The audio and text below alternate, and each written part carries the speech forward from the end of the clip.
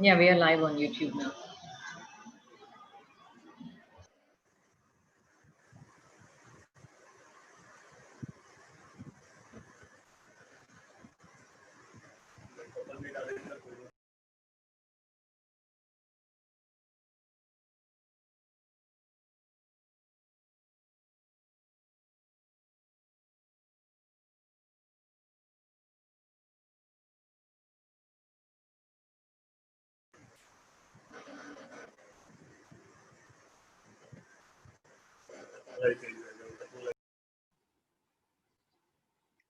Hello, Anshika ma'am.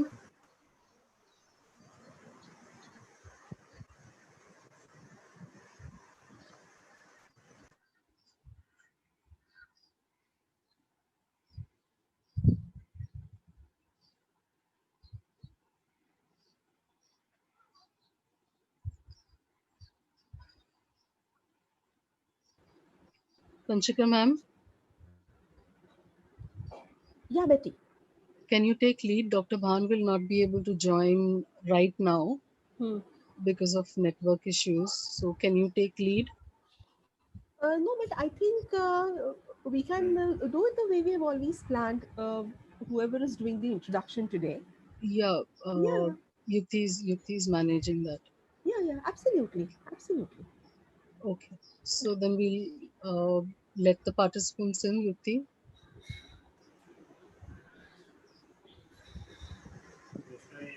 Yes, yes.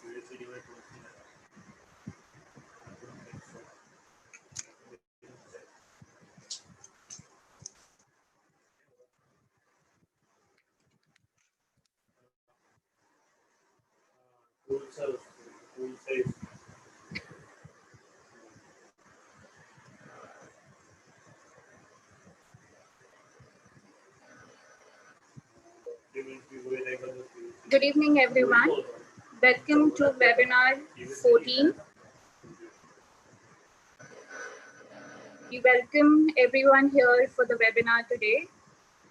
There are certain some hygiene points that we all need to keep in mind is that we do not have to send any greeting message in the chat box. Keep your microphone mute and video off, and enjoy the webinar. She's Raki Chapria, founder of Teacher Help Teacher. So now I'm going to introduce her. I'm going to give her the formal introduction. An educationist at heart, learner, and a circle breaker. Raki Chabria is the founder of Teachers Help Teacher, an online community of educators to share, learn, and cater towards tools and curated content in education to help teachers teach better. With more than 18 years of experience as an educator and being a mother of two boys, she founded Sai EduServe to help preschools deliver engaging and age-appropriate content, along with training educators to do the same creatively. Currently, she is pursuing her passion as a social entrepreneur and empowering teachers. It's our pleasure to have you, Braki, and over to you. Thank you. Thank you so much, Yukti, for the wonderful introduction. And yes, so since I have graduated from SNDT, it's my pleasure to be here and be able to share knowledge that I have gathered in my years of experience. And it's always, a welcoming atmosphere to be in SNDT. So I'm so glad to be here today. Thank you everyone for being here on a Friday evening. So today we're going to be talking about teacher collaboration. And as special educators, we all know how important teacher collaboration is. And without teacher collaboration, it's as a special educator, it is really, really difficult to achieve the goals that we have set for our children with special needs. So allow me to share my screen. Just one second.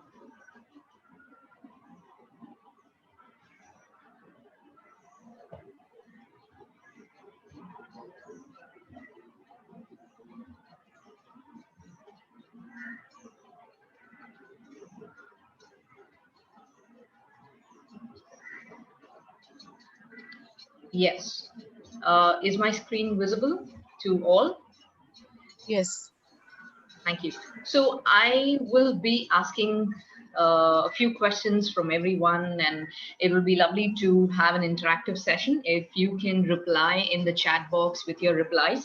Only reason is, when we talk about teacher collaboration, it becomes important to understand what is your perspective as an educator about teacher collaboration, and what is it that you look forward to learning from this session. So if there is anything specific that you're looking at from learning from the session, then you can even mention it in the chat box, and I will try my best to cover those aspects as well. My chat box is going to be open, so I'm going to be keeping an eye on that as well. So let's begin with collaborative learning, what it is, and what it takes to be collaborative. A little about me, Yukti has already explained, so I won't get into that.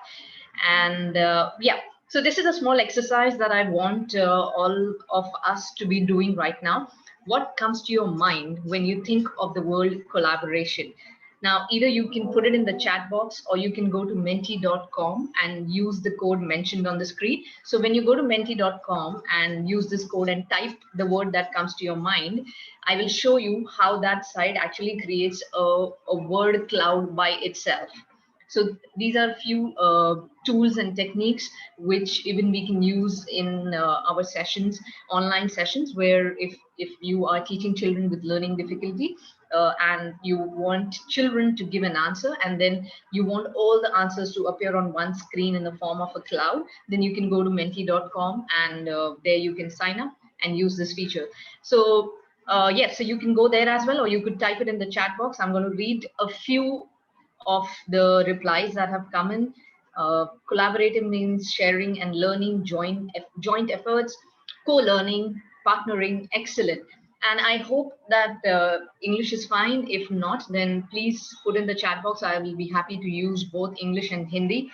Cooperation, yes, absolutely. Thank you everyone for replying. So collaboration, I'm glad that when you think of the word collaboration, what comes to your mind is all these joint efforts, probably even co-partnering, co-teaching, and basically understanding everything from another's perspective. That is what is collaboration is, because when we teach in the classroom as an educator, or even as a special educator, it becomes important for us to know our children who have special needs, not only from our perspectives, but from the parents' perspective, and also from other professionals' perspective.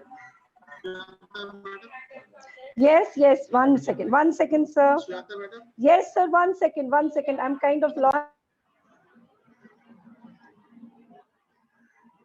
Yeah, should I continue, Betty, Yukti? Yes, please go. Yeah, okay, yeah.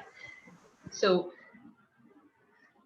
I hope you all have typed that, and towards the end, I'm going to be showing you how that site has created a word cloud of all the words that we have typed in. So today in our session, what are we going to discuss? It's going to be a short session about what is meant by teacher collaboration, of course, because we all are educators, and we all are teaching children with difficulties, without difficulties, with special needs.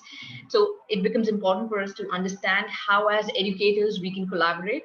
Whom should teachers collaborate with and why, which is very important, because many a times we talk about collaborate karna chahiye, ye karna chahiye, wo karna chahiye, but kaise karna chahiye is something that we all ponder. So how collaboration leads to increased student engagement is also something that we are going to touch upon. Moving ahead. Now, this is a picture of a mammoth, and you can see, mammoths are huge. Now, if you can tell me in the chat box, if you can type, which skills do you think that the cavemen used to capture the woolly mammoth? So looking at the picture, according to you, आपको क्या लगता है कौन सी techniques in cavemen ने use की होगी? What is it that they might have used to capture this mammoth? You can type in the chat box. Teamwork. Thank you, Nirali. Thank you, Sujata ma'am, for being there. Good to know that you're there in the room. Hunting and weapons. Okay. All right. Planning, eye-hand coordination. Wonderful. Communication. And I'm still waiting for that answer. Fire, okay. Planning and ideas, perfect. Use of right weapon. Okay, so we all know that they are doing teamwork. They are, okay, yes, they're doing teamwork. They're doing strategizing. They are using the right kind of tools and weapons, and attacking not in isolation, but as a team, because of the size of the mammoth, it is impossible for an individual to kill that mammoth. So it is very relevant from the answers given in the chat box, and also from the picture that we are seeing, that the skill to collaborate existed even in the cavemen. So when we talk about collaboration, when we talk about the 5 C's in the classroom, creativity, communication, collaboration, all these skills were prevalent, and we all are born with these skills. You could call them as survival skills, or you could even call them as something instinct in us. So it was an instinct for these cavemen to collaborate with each other and use the right strategy to be able to attack the mammoth, working together for a common purpose. Absolutely. So we all know that this is a skill. Collaboration as a skill. We are a social man is a social animal, and collaboration as a skill has always been existing. So what is it that we need to do to hone these skills further for ourselves as an educator, and then for our learners in the classroom, for our children with special needs in the classroom? So before we begin discussing about collaboration and understanding how you can collaborate, there is a very small piece of information which I would like to share with everyone. Before we begin collaboration, before we begin talking about collaboration, let us understand mindset. Now, it becomes very important for me to be touching upon this topic of mindset, because we need the right mindset to be able to collaborate. So to elaborate further on what do you mean by mindset, wo mindset hota kya hai, it's very simple. Mindset is our attitude, the way we look at things, the way we look at the world, and the way we perceive things. So that's something which I am probably born with, and also because of the influence of my peers, parents, environment, I developed over a period of time. Now, mindset can also be of 2 types. So let us look into the details of mindset. Now, mindset can be of 2 types. One is the growth mindset, and one is the fixed mindset. Now, how is it that we can work on our mindset is something where I have put down 3 main strategies which can help us to work on our own mindset. Now, when we talk about mindset, it is very important to understand what exactly and how exactly we think. So, for example, to work on my mindset, there are a few things which I do regularly. So, I try to solve Sudoku puzzles so that I am exercising my left and the right side of the brain with my children. And I also try to work with my left hand so that I am also able to continuously keep using the both sides of my brain. So I'm working on my mindset in a way that I'm able to grow, and I'm able to learn a new skill, and I'm able to evolve. Because a person with an evolving mindset, with a growth mindset, will always welcome ideas, will always welcome collaboration, and will not get stuck. So few ideas that I have shared, 3 ideas that I have put down, which many of us can try, or many of us would also be doing, is one is breathing and centering. Now, when we breathe and when we focus on ourselves, being a teacher is not an easy job. I think it's one of the most toughest profession. If you agree, do type yes in the chat box. I would like to know, how do you feel being as an educator, especially a special educator, where you are constantly dealing with children with special needs, and trying to understand that how is it as an educator that you can reach out to that particular child who is not able to learn, or who is not able to move from A level of learning to B level of learning. So it can actually drain you out as an educator. So what is it that we can do to help ourselves grow is breathing and centering, where we are able to focus on our own selves. So probably 5 minutes or 10 minutes before you begin your day, before you start your session with your students, because now with online learning, it is all the more difficult to connect with children with special needs, it takes double the amount of efforts.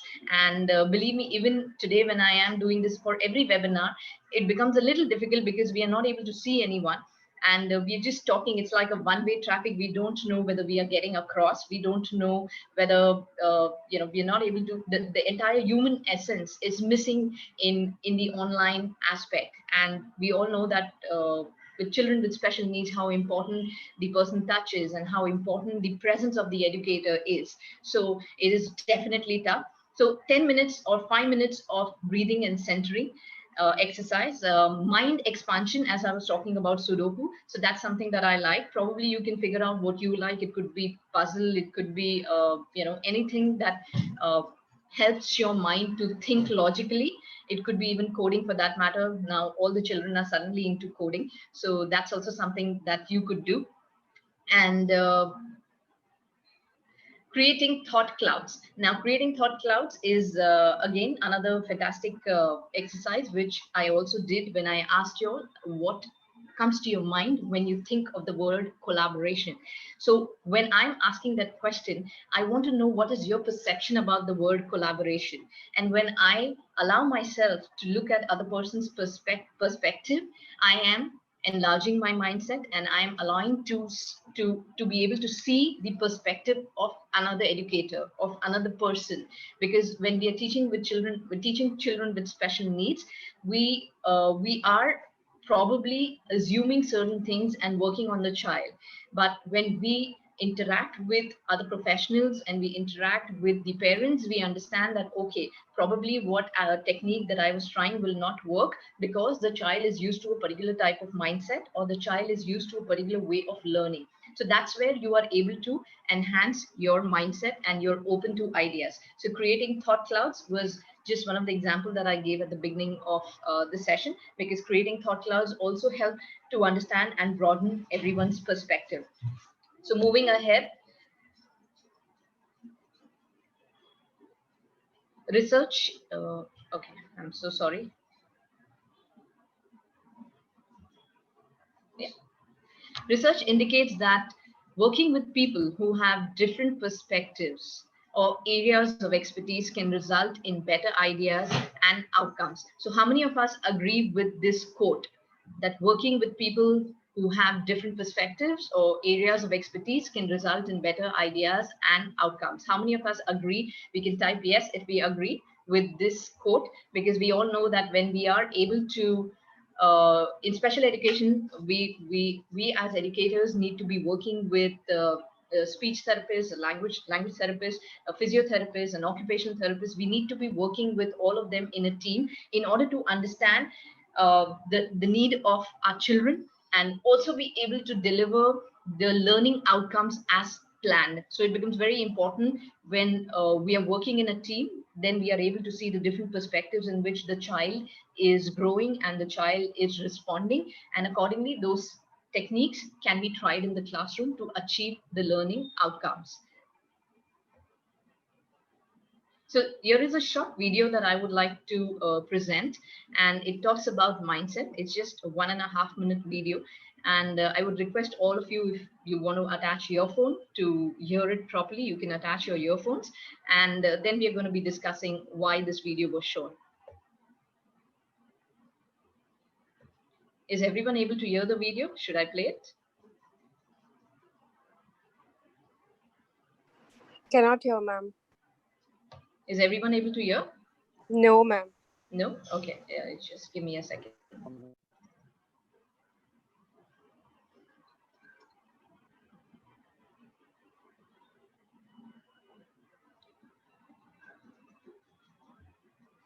Just give me a second.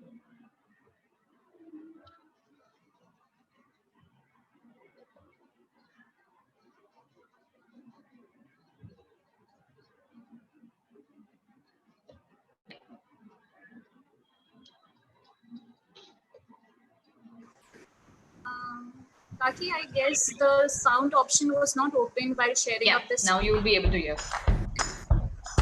Are you able to hear? Yeah. Yeah. So it's important to watch it more than hear it. That's not good.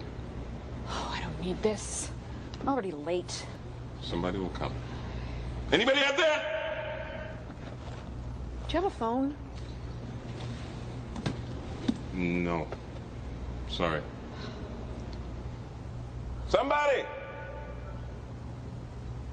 Hello? There are 2 people stuck on an escalator and we need help. Now, would somebody please do something?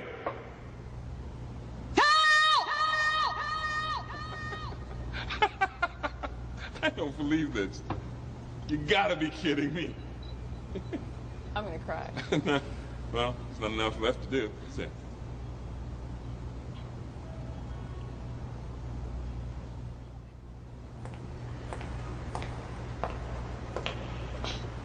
Hello? Hey, don't worry about it. I'll fix it in a second. He said he could fix it. All right. All right. That's more like it. He says he can fix it.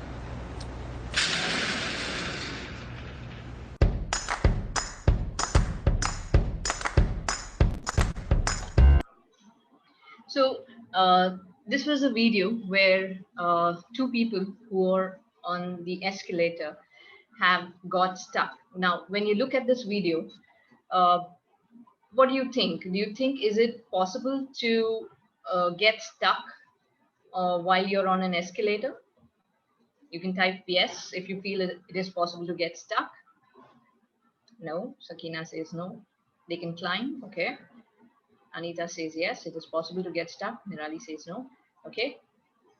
So some of us said yes, it is possible to get stuck. We can always climb upstairs. Some of us thought no, it is not possible to get stuck. So the whole essence of showing, the whole idea of showing this video was to understand that when we are teaching in the classroom, we are basically able to look.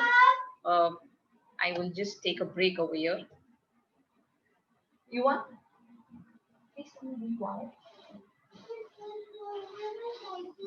Yeah, sorry for the break. So when we saw them on the elevator, on the escalator being stuck, we felt that, oh, you know, how is it possible to get stuck? You can always climb up or you're down wherever you are stuck, and you will be free. You don't have to get stuck and call for help, as compared to an elevator where doors are shut and there is no one. So the whole idea of this video is that when we are stuck, we are unable to understand, or we are unable to see the perspective of another person, or the perspective that, you know, what is happening to us is something which is you know, probably very not very big, and if someone else were to look at it from someone else's perspective, then it is very simple for us to say, oh, you can't get stuck at this is so simple, you know, all that you need to do is just climb up and you will be there. So it is very being stuck or having a fixed mindset is very personal, and there are certain ways in which, of course, we can evolve our mindset, and that is what is going to help us to collaborate. And now, since I have explained this and I've shown this video, now we will move on to our whole topic of collaboration. So I hope that after looking at this video, you will also, the next time you are stuck, you will try to think that, you know, is it something that is holding me back? Is it my mindset that is holding me back? And is it because of that I'm stuck? Or is it because I'm just not able to see and have a broader perspective towards the problem? So just think about that the next time you feel you are stuck. So moving ahead, let's ponder over this. We can't solve problems by using the same kind of thinking we used when we created them. So this is not written by me, this is written by Albert Einstein. And I found this very relevant, and hence I thought I should share it with all of us. And collaboration requires one to move from self to we. Now, it is very easy for us to, you know, say that we should collaborate with students, we should collaborate with educators, we should, as educators, collaborate with educators from across the country.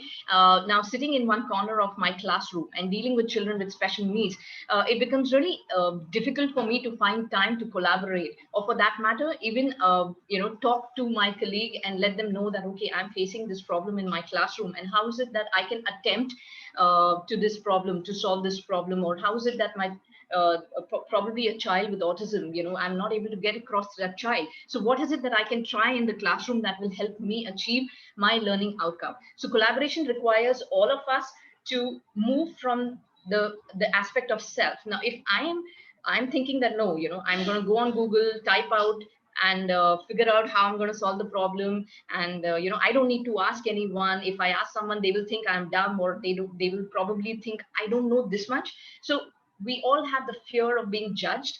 And because of that, we keep our doubts to ourselves, and we feel that it's better to, go ahead with the limited knowledge and the limited perspective that we have, rather than inquiring and also probably, having that kind of rapport with your mentors, to go back to them with a problem and asking them that, okay, this is where I am stuck, or I'm facing an issue. How is it that I can move ahead? So for collaboration to happen, of course, we need communication, and we also need to move from self to we, wherein we need to broaden the horizon from looking at things from our perspective to other people's perspective. So I hope that up till now, it is going smooth. In case there is any doubt, you can put it in the chat box, and I will be happy to attend to that query. And even if you want me to speak in Hindi, I will definitely try to speak in Hindi as well. So collaboration requires one to move from self-consciousness to collective consciousness. The reason why I'm using this is because I know Dr. Kumi has presented in this series of professional development webinars conducted by SNDT, and I know that she always speaks about collective consciousness, where we as individuals need to be able to contribute our knowledge and be able to share. Now, it is very difficult for educators to share, probably because of lack of time, or probably because of the whole experience of teaching that drains you, that at the end of the day you are probably not able to share that knowledge with others.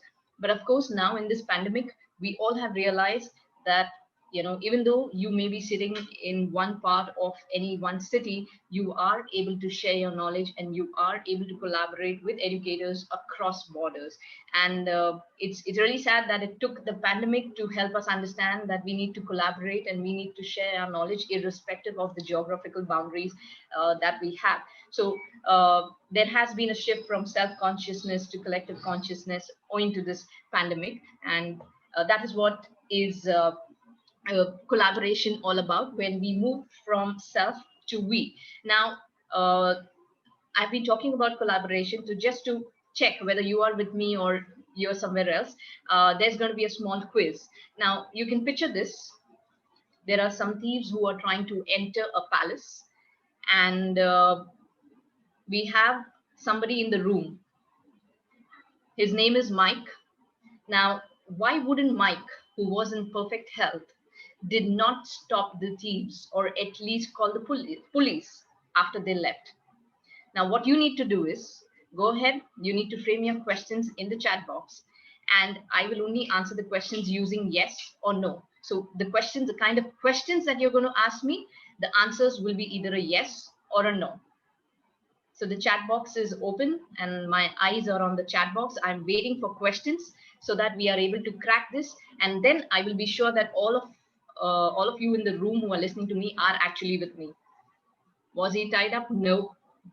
Was Mike frightened? No.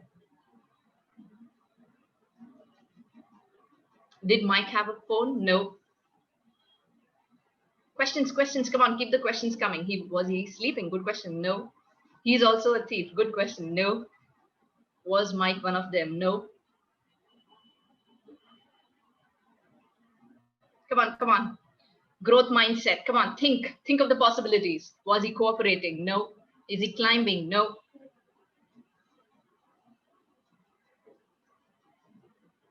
Was he busy with other things? No. Discussing with busy with other things. He's in the same room. Yeah, probably he was. Yes, I can say that he was busy. He wasn't in this house. No, he is very much in the room. Was he in the same room? Yes. Did he let them take it? Yes. Was Mike coming up with a better solution? No. I think I missed some questions. They came too fast. Okay, I can see that all of us are putting our questions, so which means that I am being heard. Yay, I'm being heard. He was offered a bargain. No. Okay, that's a good one. He was offered a bargain, so he didn't bother. Leke jao, baki aadha mujhe de dena. Yes. He was locked up in the room. No. Mike wanted to know the reason. He had a speech problem. Good question. Good thinking. No. Did Mike have hands? Yes. I like the questions that are being framed. It shows the kind of mindset. Now we are actually working on a mindset and broadening our perspective and broadening our the way of questioning. Did Mike have hands? Yes. So or maybe he had enough, so he didn't bother. Yeah, he lived in a palace though. Maybe he had enough. Okay. So do you all want me to move ahead with the answer and share it? Was Mike blind? No. Did the house belong to him? Yes. Should I move ahead or any more questions? Did he have presence of mind? Well, we will see once you know the answer. Was Mike a person? Yes. He was himself involved? No. So let's go ahead. Okay, here it is. Mike is a 5 months old baby. So this speaks about Mike, who was there in the room, and probably he was sleeping or occupied with his toys. But yes, he couldn't speak. And even though he saw few people entering, he was obviously not able to speak. And hence, he was not able to even call the police or even raise an alarm. So yes, so this was basically to understand, when we are teaching in the classroom,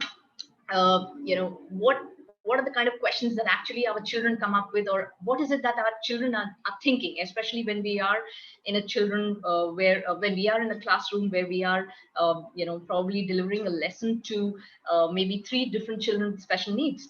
And at that point in time, it becomes really difficult for an educator to get across each and every child and be able to understand the kind of questions that they are thinking of, and also be able to know the kind of mindset and the kind of perspective that the child has, until and unless you have worked with the child for some time. So it becomes very important for educators, especially special educators. Thank you so much, Anita. Yes, this exercise is basically done to help students ask questions and frame questions, and also to understand whether all of us in the webinar room are not sleeping. And of course, it was in sync with the topic of mindset. So the whole essence for an educator, especially a special educator, is to be able to understand the child before he or she attempts to connect or teach the child. When I did my master's in special education, and my specialization was autism, and I picked up a topic for my thesis which is also in autism, and it is called flow time. And when I was actually doing my research and conducting my research, where I was required to go to different schools and teach, rather not teach, but conduct my research by my practical research with children with autism in the age group of 3 to 6. It was very difficult for me as a stranger to enter the classroom and suddenly develop a rapport with that child, especially with autism, and and then start assessing that child based on the checklist that I have. So it took me more amount of time to complete my research as compared to my other peers, for the only fact that till the time we are not able to know the child, we are not able to connect with the child, it becomes really very difficult for an educator or a special educator to be able to be successful in the kind of learning outcomes that he or she wants from that particular research or from that particular child.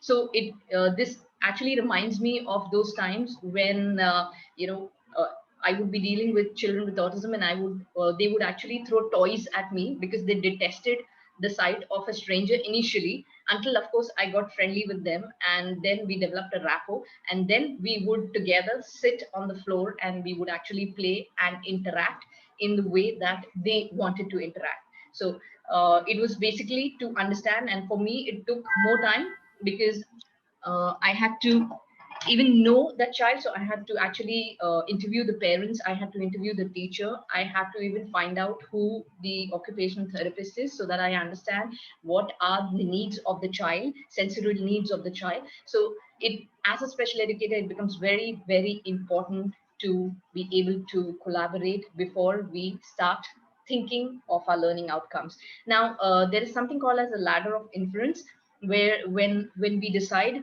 to collaborate, when we decide to collaborate, before we decide to collaborate, we are basically at the bottom of the ladder.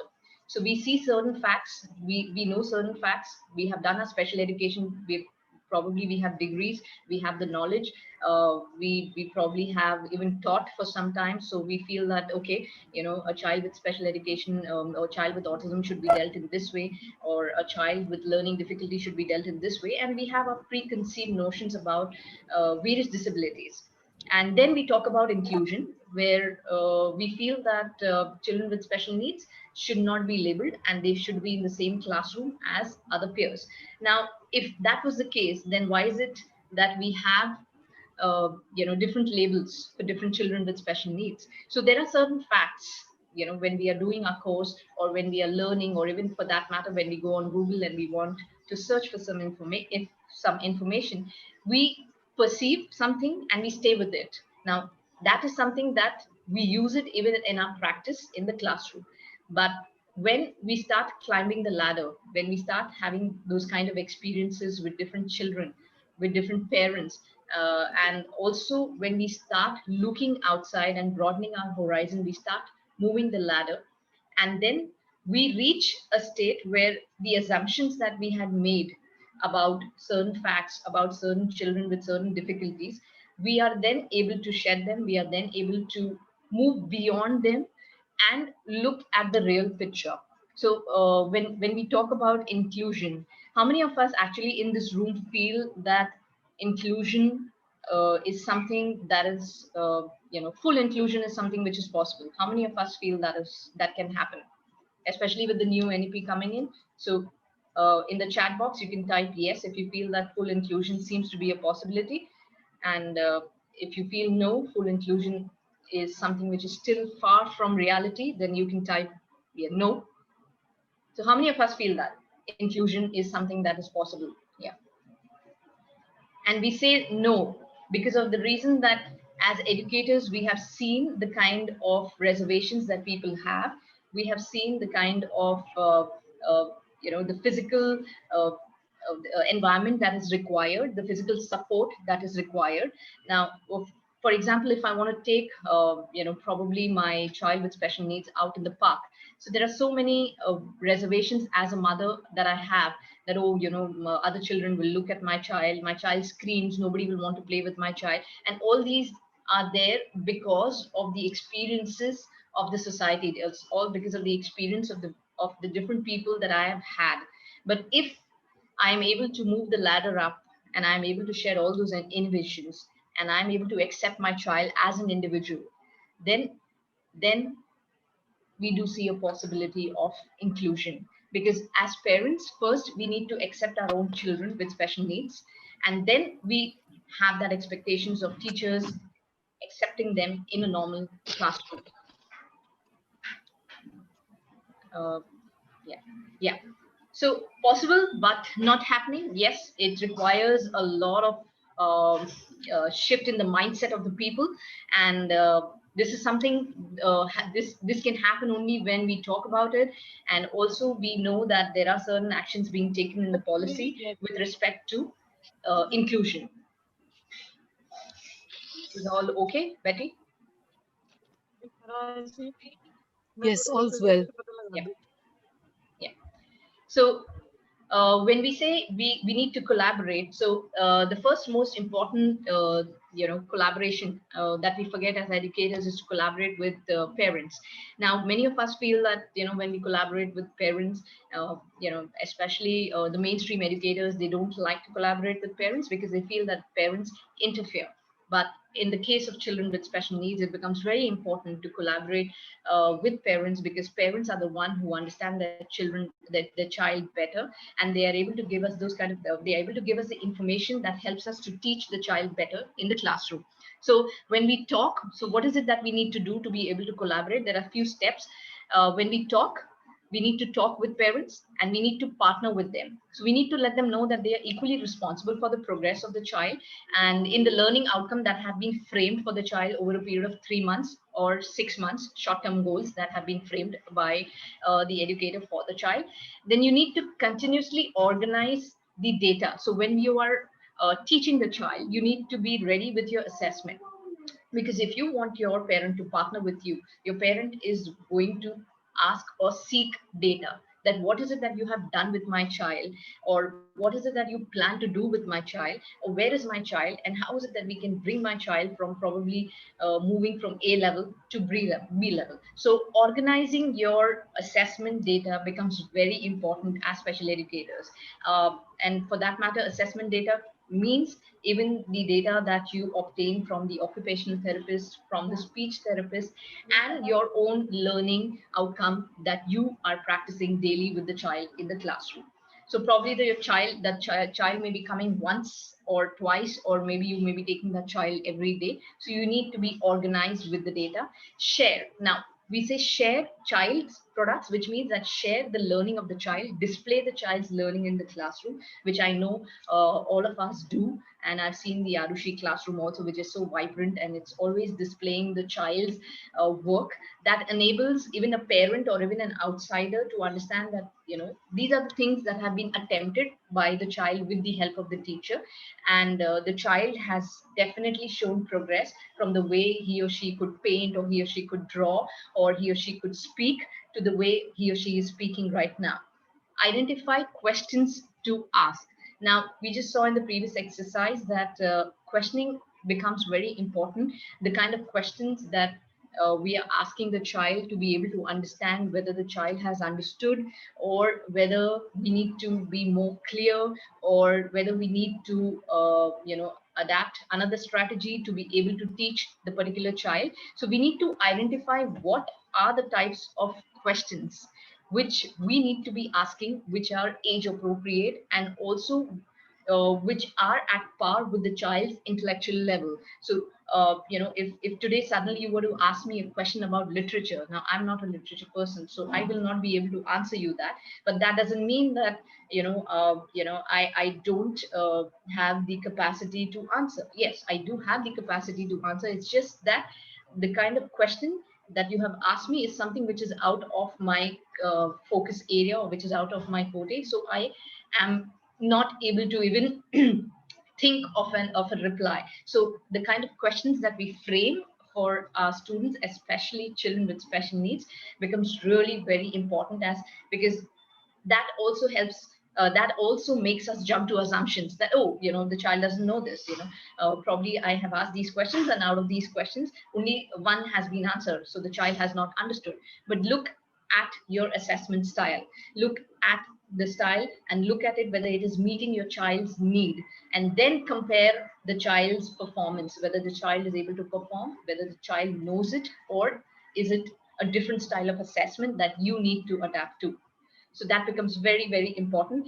And the last is detailed recommendations. Now, when you're presenting the communication to your parent, or when you are presenting the entire learning outcome to your parent, or for that matter to another class teacher of that particular child, it becomes important to even give pointers for recommendations. So as special educators, when we frame IEPs, we are always talking about, okay, what are the problem areas, and how is it that we plan to work in these problem areas over a period of 3 months, 6 months, and of course the whole year, academic year. And then at the end, we also have certain recommendations for parents which they can do at home with their children, because just being in the classroom with the teacher for a few hours is probably not enough for the child. So if the parents can also contribute with the help of the recommendation given by the teacher, then it becomes a partnership between the parent and the teacher to be able to work for the child and achieve the child's learning outcome at a faster pace. So it becomes very important to take these aspects into account when you plan to collaborate with your parent of a child with special needs, or with your parent of a child even with a regular stream. Because until and unless we do not provide the assessments, we do not provide the data, and we do not talk to our parents in terms of things which are visible to them, it becomes difficult for parents to actually accept that, yeah, probably that my child is not able to do this, or my child is not able to achieve this goal. So it becomes very important to provide recommendations. And moving on, we all know that at the end, when we as educators are going to be happy, we will definitely see happy students in our classroom. Now, we have gone through the model of collaborating with the parent, and when it comes to collaborating with the educators, there are few pointers where we as educators get stuck before we decide to collaborate. Would anyone like to share in the chat box that what is it that stops them from collaborating with other educators, or from sharing their knowledge, or from asking a question to someone else? Is there anyone who would like to share in the chat box that what actually stops them from maybe talking to another teacher? Ego. Okay. Thank you, Meena. Thank you so much for the reply. Ravina says attitudinal barrier. Okay, that's a good point. Attitudinal barrier. So again, attitudes, mindset. So you may think that I have a growth mindset, but the person or the teacher in my classroom, or in the other classroom, is not having a growth mindset. He or she doesn't like to, yeah, I'm going to come to that as well. He or she doesn't like to discuss, or maybe doesn't like to share, and he or she feels that I know it all, that attitude, or I want to keep my knowledge to myself, and I don't want you to know what I know, because if you know everything that I know, then I hold no importance. So many of us feel that if we collaborate, we lose our importance, and then people will stop coming to us, or people will stop admiring us, or people may think that, oh, whatever she or he is talking is something which everyone is doing, so why do we go? But we need to understand the essence out here, that when we are trying to collaborate, or when we are ready to collaborate, we are not reducing our importance, but we are creating an impact. And if there is a chance given to us to be able to contribute and create an impact, then that is something that we should be doing. And it's not going to reduce your importance. It is definitely going to speak more about the kind of work that you're doing with your students and with other teachers. So this was a question that had come up in one of the webinars, that if we collaborate, we as educators lose our importance. Also, ego. So attitude, ego, tolerance, patience, lack of listening.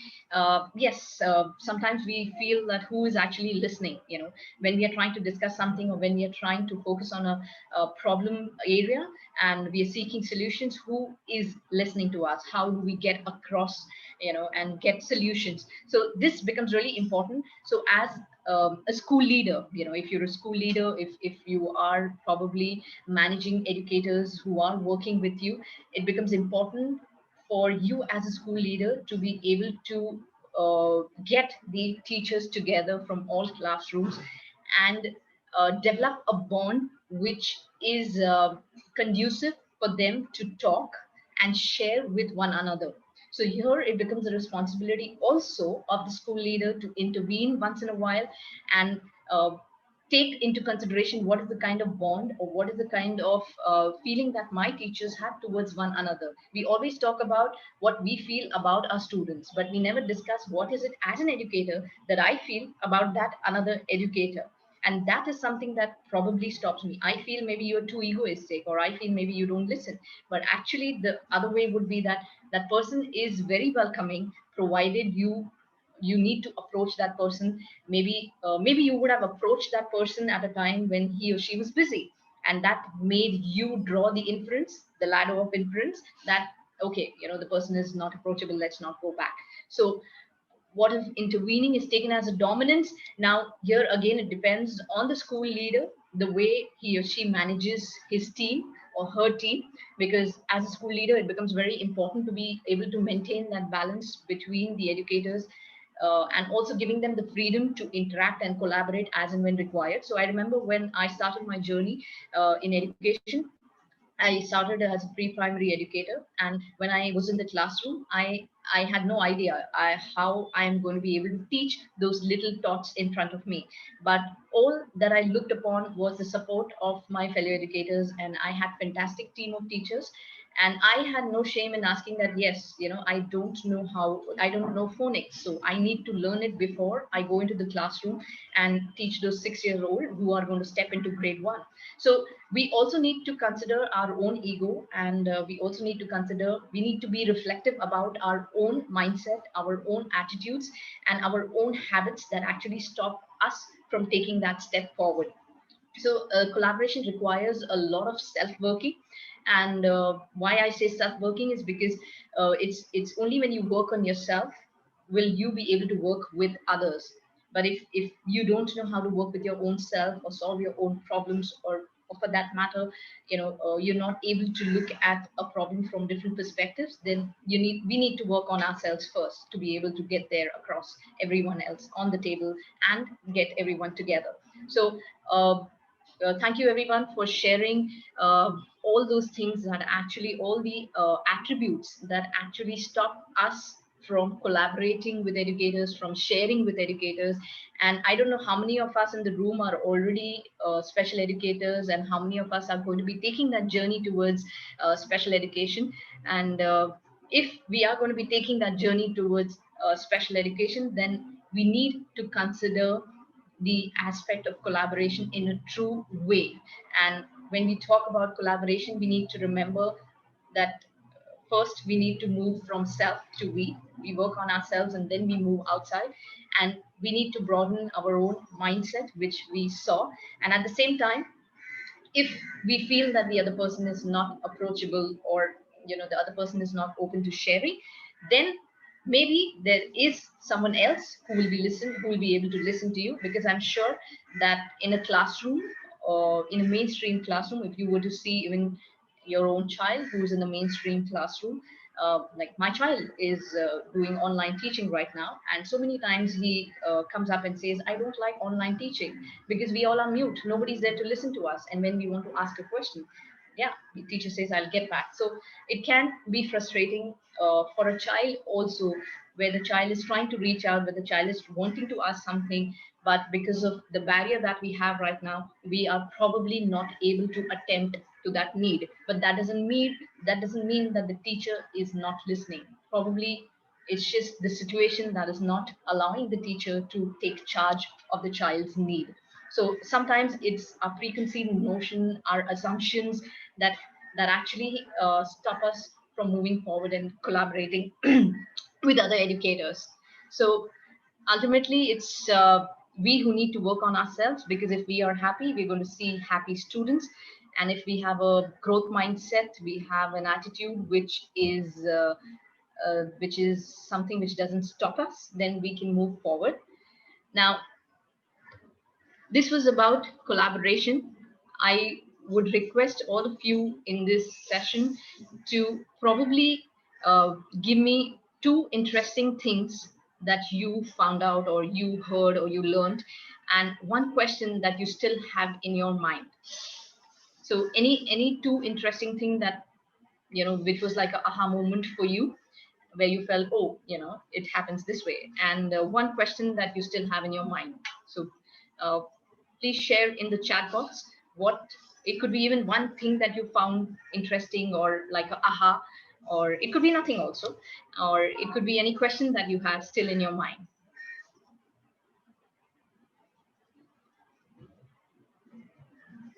Anything that anyone would like to share about the whole session, any 1 thing that you felt was, yeah, probably I can look into it, or I can learn more about it, or maybe let me research a little more about it. Oh, oh yeah, this was something that was like a aha for me.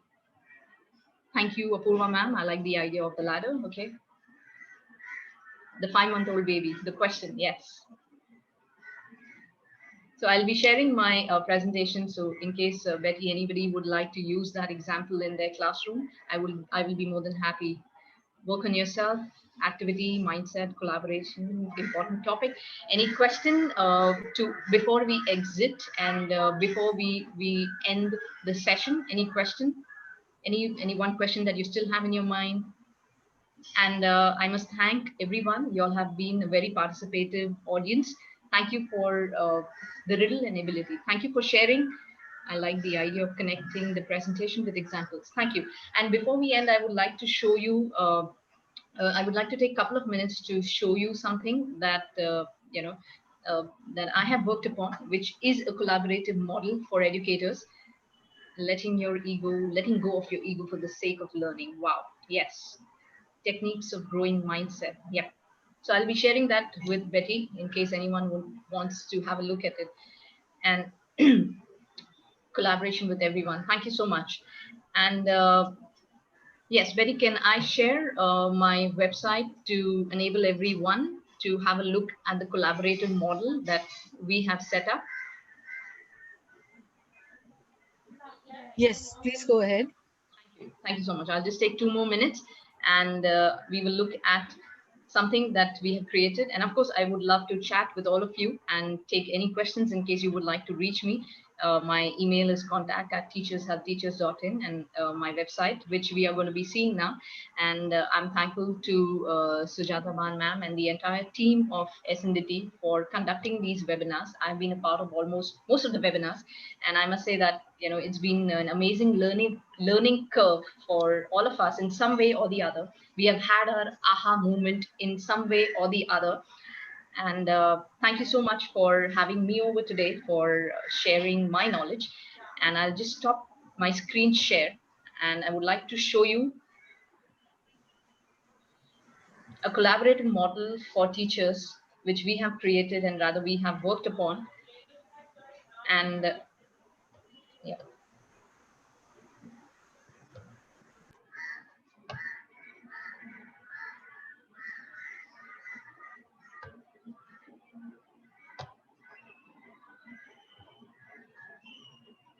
Okay, I'm back to that.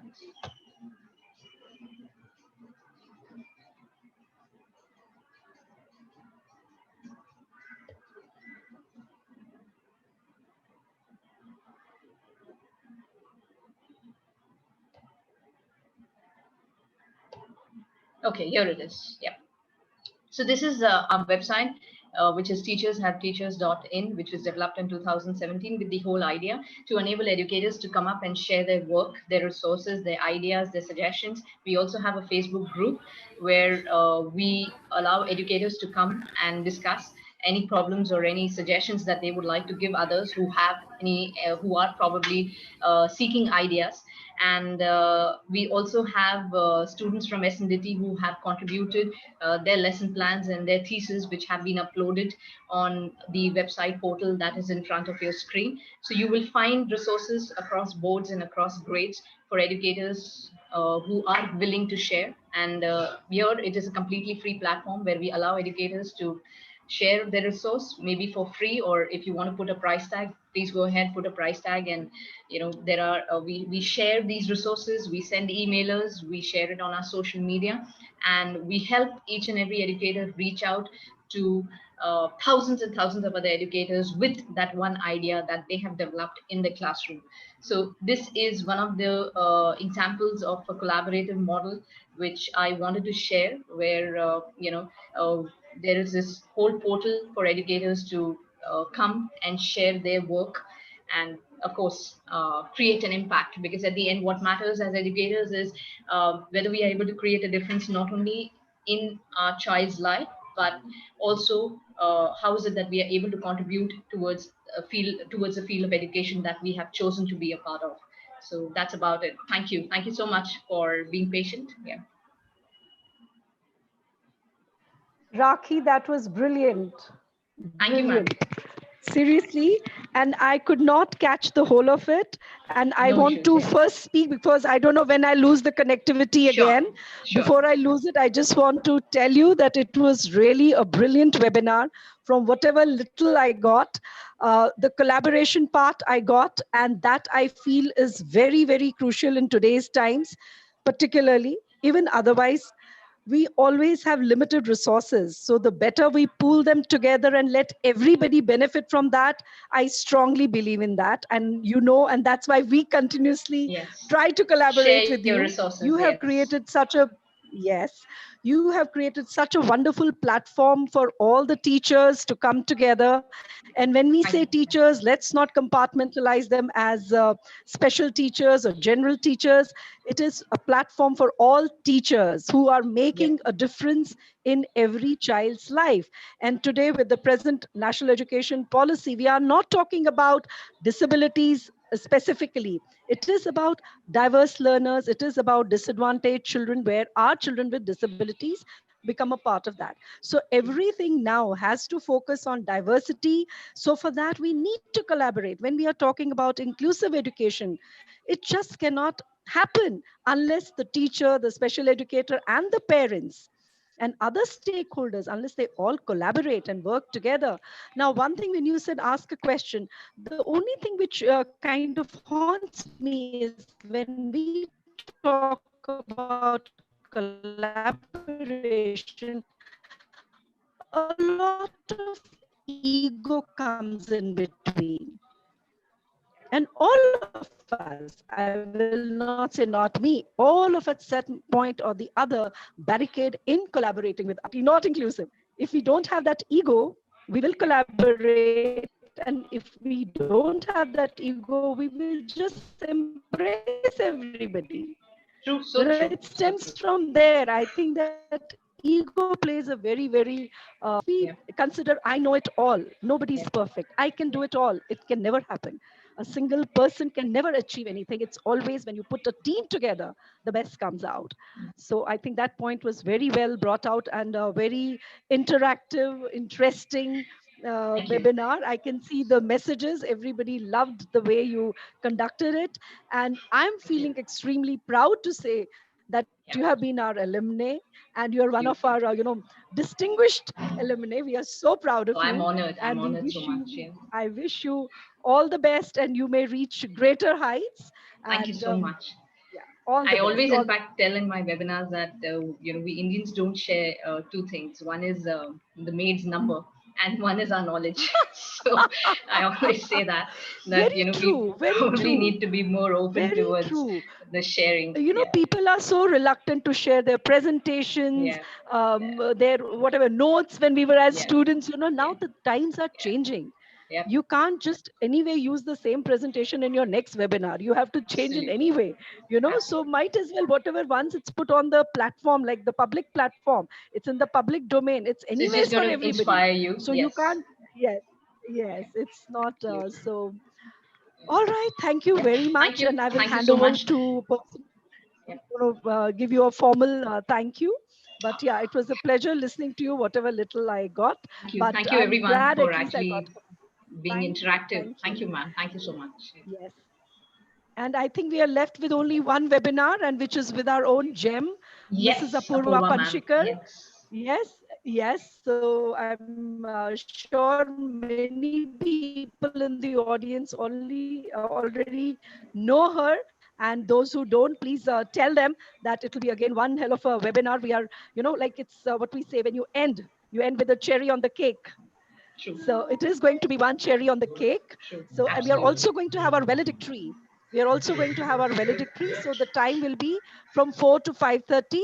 And the chief guest for the valedictory is none other than Professor Anita Julka.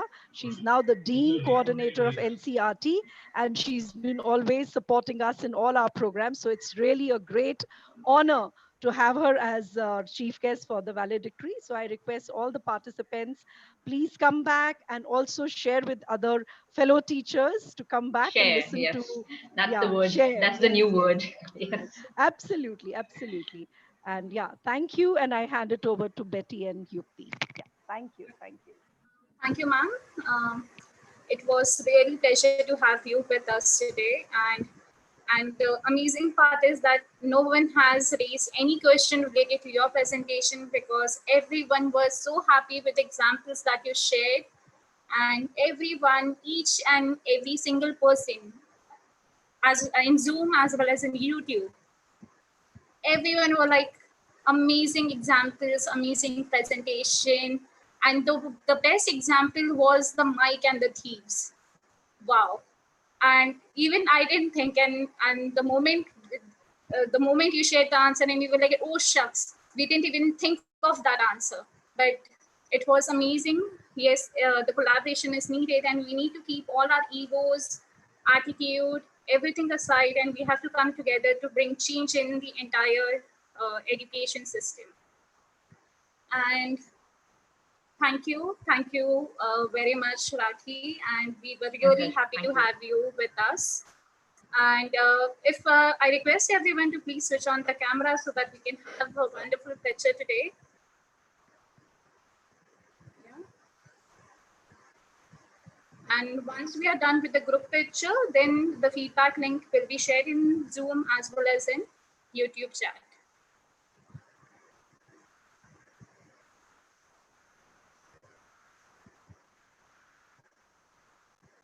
Okay. I request you to please switch on your camera.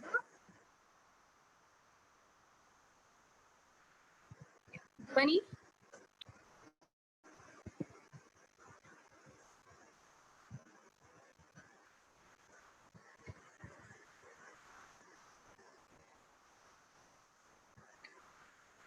Okay, there are still cameras, like haven't turned the camera on. I just think of maybe it's a connectivity issue, could be. Yeah. That was. I'll share the link in the feedback link in Zoom chat as well as YouTube chat.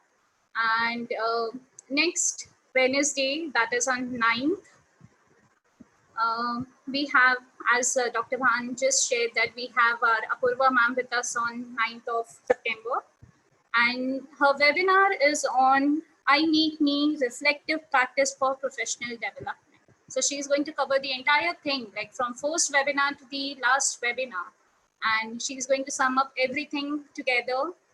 And we are going to have amazing, we always look forward to listen to her lectures, right? All the students of, I guess, DSE, SNDT, I guess, we all look forward to listen to her. So even I was a student of Apurva ma'am, so even I'm waiting for her webinar.